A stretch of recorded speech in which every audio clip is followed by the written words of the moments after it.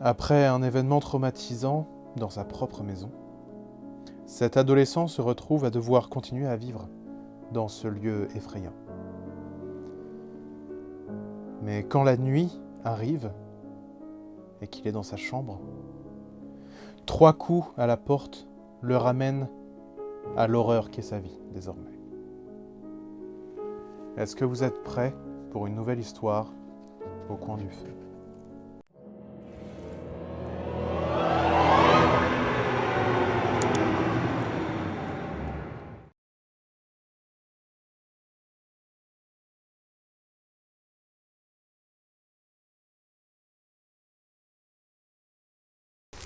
Auguste était installé dans son lit. Il avait entendu frapper à la porte de sa chambre, alors même qu'il était seul dans la maison. Il n'avait pas ouvert la porte. Il savait que c'était une mauvaise idée. Alors, il lisait Les Seigneurs de Bohême d'Estelle Faye et faisait semblant de ne rien entendre. Quelques jours auparavant, il avait amené un ami chez lui pour travailler. Hélas, la soirée s'était très mal passée, à cause de ce qu'il y avait de l'autre côté de la porte, à cause de l'horreur. Auguste réfléchissait régulièrement à ce qui pouvait être à l'origine de tout cela. Il reposa son livre qui pourtant, habituellement, le happait suffisamment pour ne pas penser à l'autre côté de la porte. Mais la fatigue l'empêchait de se concentrer. Ses pensées se tournaient vers ces visions d'horreur, ces choses dans le reste de la maison. Tout cela depuis que son père était revenu de ce documentaire en Afrique. Il y avait forcément une corrélation entre ces deux événements. Son père ne s'était arrêté à la maison qu'à peine une journée avant de repartir sans rien dire à Auguste. Il avait besoin d'en parler, s'éclaircir les idées, mais la personne qui pouvait le comprendre ne lui avait plus parlé et n'était plus revenu en cours depuis qu'il avait passé une soirée avec lui, ici même dans la maison. Sa mère était partie un long moment pour travailler sur un tableau et semblait être rentrée, avoir déposé ses affaires et être repartie juste après. Alors, Auguste devait percer ce mystère seul. Il se mit contre la porte et essaya d'écouter ce qu'il se passait de l'autre côté. Aucun bruit. Il se risqua à entr'ouvrir la porte, le cœur battant dans la poitrine, les cheveux se collant déjà à son front avec la sueur. Il observa au travers de la légère ouverture avec angoisse. Mais finalement, il n'y avait qu'un couloir, tout ce qu'il y a de plus normal. Il glissa les mains le long de son t-shirt et en attrapa les bords nerveusement. Il tirait dessus en essayant de faire le moins de bruit possible en se déplaçant. Il ne savait pas quand pourrait se réveiller ce qui se cache dans la maison. Alors, il avançait lentement vers la chambre de ses parents. De nombreuses questions emplissaient son esprit, mais la principale était « Que cherche-t-il » Il ne savait pas quoi chercher, où chercher, et quoi comprendre. Peut-être est-ce que c'était juste ainsi, qu'il n'y avait rien d'autre à faire. Il arriva devant la porte de la chambre qui était restée ouverte. Il se glissa à l'intérieur et remarqua qu'il y avait une odeur étrange, comme une odeur d'humidité. Il avait la sensation que quelque chose clochait. C'était comme s'il n'était pas seul dans la chambre, alors qu'il était seul dans toute la maison. Il regardait au-dessus de son épaule sans cesse. Il regardait dans les miroirs, mais rien n'y faisait.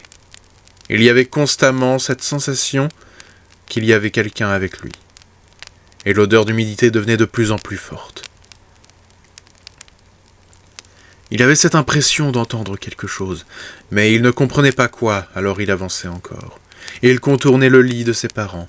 Il jeta à nouveau un regard par-dessus son épaule. Il vit la coiffeuse de sa mère, observa le miroir, mais il était seul.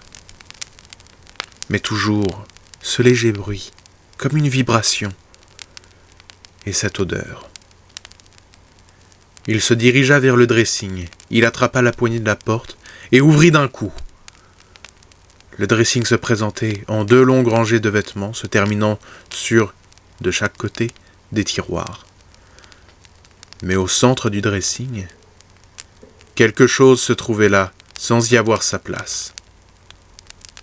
Auguste s'approcha et s'accroupit devant. L'odeur d'humidité venait de là, et elle était très désagréable.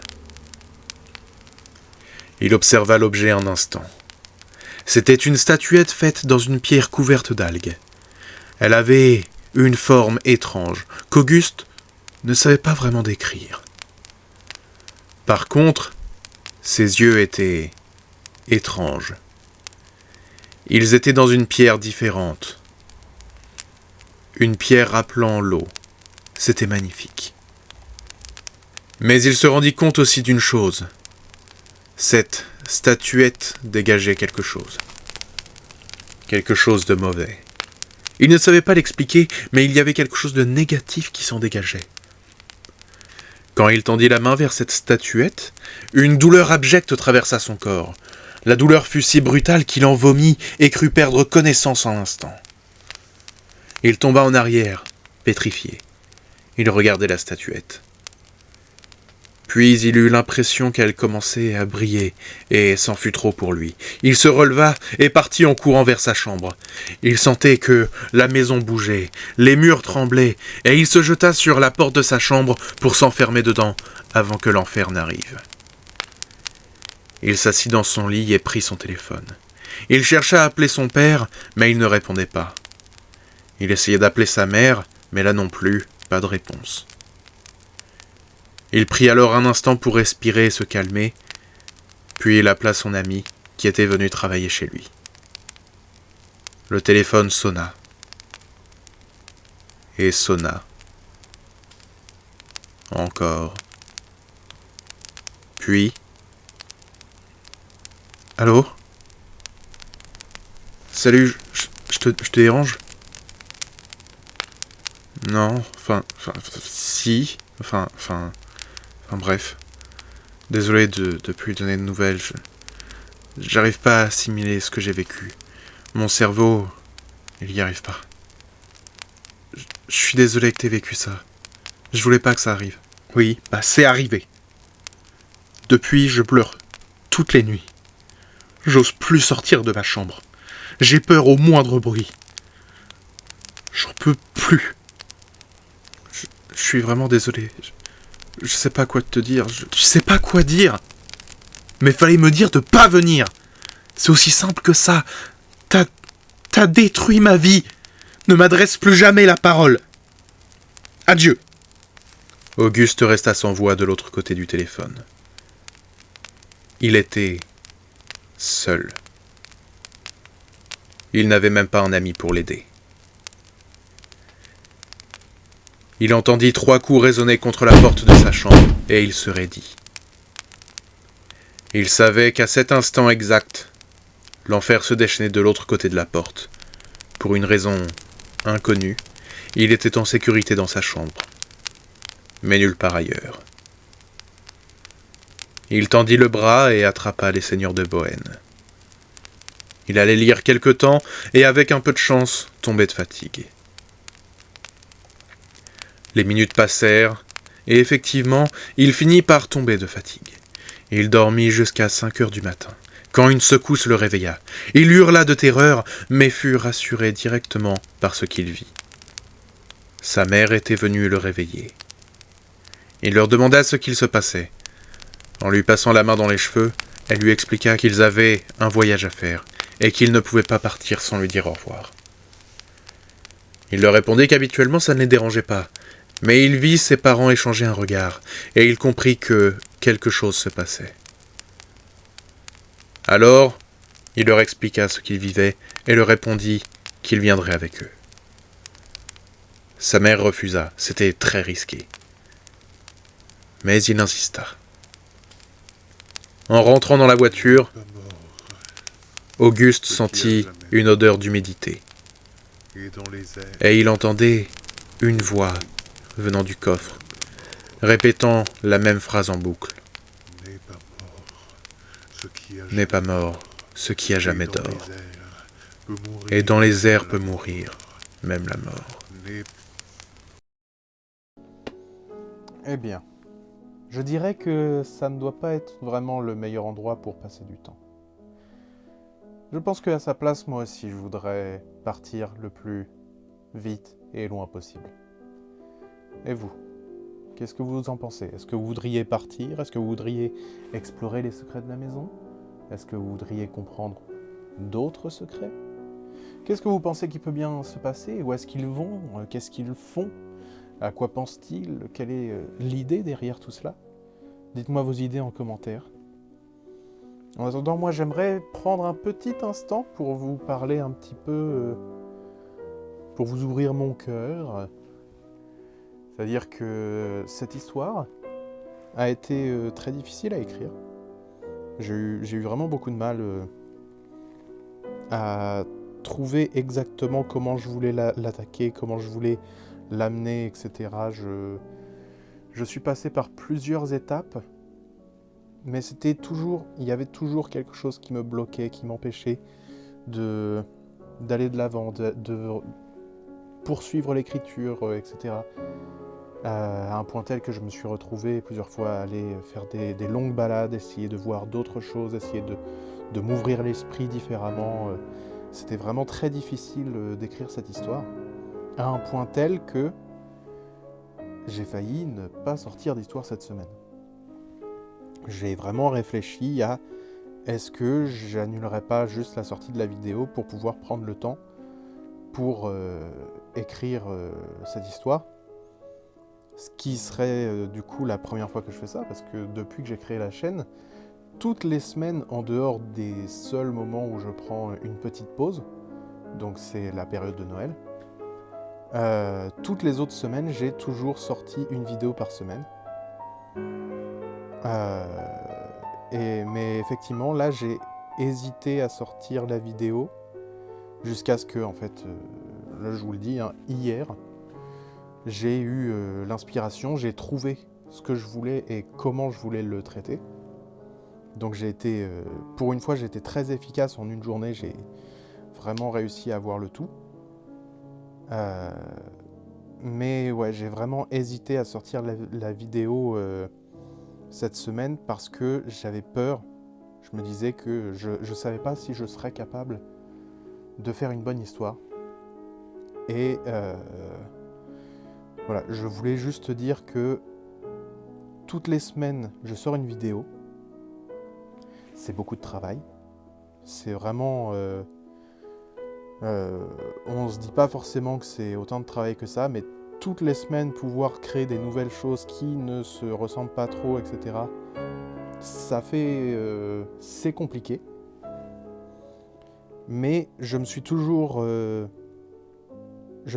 dit que si je n'étais pas confiant avec l'histoire que j'avais, si je ne trouvais pas que c'était une bonne histoire, je ne la sortais pas.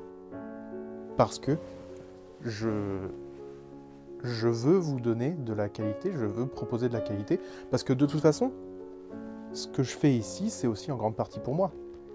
Je suis un auteur, je suis un conteur, et je veux faire des choses que j'aime. Donc si je ne suis pas confiant dans le travail que je propose, je ne le propose pas. Faut que vous sachiez hein, que j'ai des histoires, parfois j'ai travaillé des jours et des jours dessus. Elles sont encore sur mon ordinateur et vous les entendrez peut-être jamais, parce que je ne suis pas certain qu'elles soient au niveau. Et moi je ne veux offrir que ce dont je suis certain que j'ai... Les histoires où je suis certain que j'ai réussi ce que je voulais faire, je vous les offre, sinon, elles restent au garage. Donc voilà, c'était juste pour sortir un peu ce que j'avais sur le cœur, vous dire que malgré tout, c'est quand même... c'est pas facile ce que je fais, même si ça peut paraître ne pas être grand-chose, c'est compliqué, mais en même temps, je fais en sorte que ce soit toujours de la qualité, et j'espère que c'est ce que vous pensez quand vous pensez à mon travail, quand vous pensez à ma chaîne YouTube, que vous vous dites, c'est des histoires de qualité, quand vous avez la notification qu'une de mes vidéos sort, j'espère que vous dites « Je vais entendre une bonne histoire ».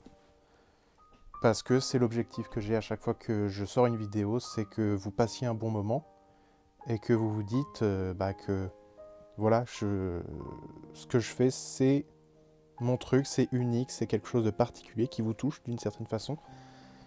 Et voilà. Voilà. J'avais besoin de sortir ça. J'espère que cette histoire vous aura plu. Désolé pour le petit moment un petit peu moins intéressant là, mais parfois il faut aussi pouvoir parler. Voilà, n'hésitez pas à partager la vidéo, à me dire en commentaire ce que vous pensez de l'histoire. Mettez un pouce bleu, partagez, suivez-moi sur les réseaux sociaux, enfin tout ça. Et puis je vous dis à bientôt pour de nouvelles histoires au coin du feu. Salut.